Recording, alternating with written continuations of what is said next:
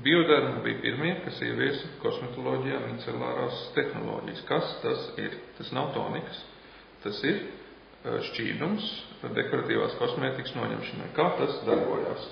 Viņš sastāv no dabīgām sastāvdaļām, tāpēc Bioderma sensibie ūdens ir īpaši piemērots jūtīgas ādas kopšanai, un sastāvdaļas, lai vieglāk saprast, viņš sastāv no taukskādu molekulām, kas ir polarizētas. Ko tas nozīmē? Viens gals ir tāds, kas mīl taukus, kuri normāli atrodas uz ādas, un otrs ir gals, kas mīl ūdeni. Respektīvi, viņš šķīdina visus netīrumus tajā brīdī, kad ūdens nonāk uz ādas. Sākumā mēs pamēģināsim ar parastu lodīšu pildspalvu, uzzīmēsim krustiņu uz ādas, lai redzētu, kā darbojās micelārās tehnoloģijas. Tā nav ķīmija. Mēs redzam, uz ādas ir krustiņš, mēs uzliekam salveti ar Bioderma sensibie ūdeni, un mēs faktiski nedaram pilnīgi neko. Ūdens dara pats visu, viņš nesausina ādu, kas ir būtiski, un saglabā ādas līdzsvaru. Redzat, šis krustiņš ir mums nonācis uz salvetes. Un ar pāris vieglām kustībām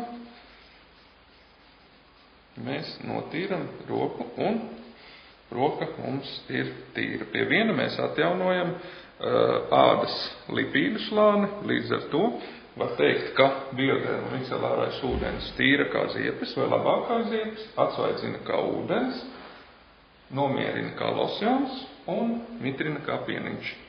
Un tagad to pašu mēs paņemam acu zīmuli.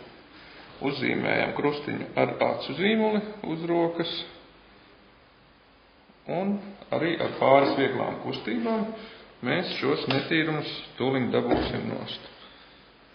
Te mēs negaidīsim vairāk un vienkārši ar dažām vieglām kustībām noņemam nost acu zīmuli, kas parasti nemaz tik viegli nesanāk. Šeit jūs redzat netīrumus uz salvetes, un viņi ir savākti tādā kā kamoliņā micelā, un šos netīrumus jūs no salvetes nost dabūt vairāk nevarat.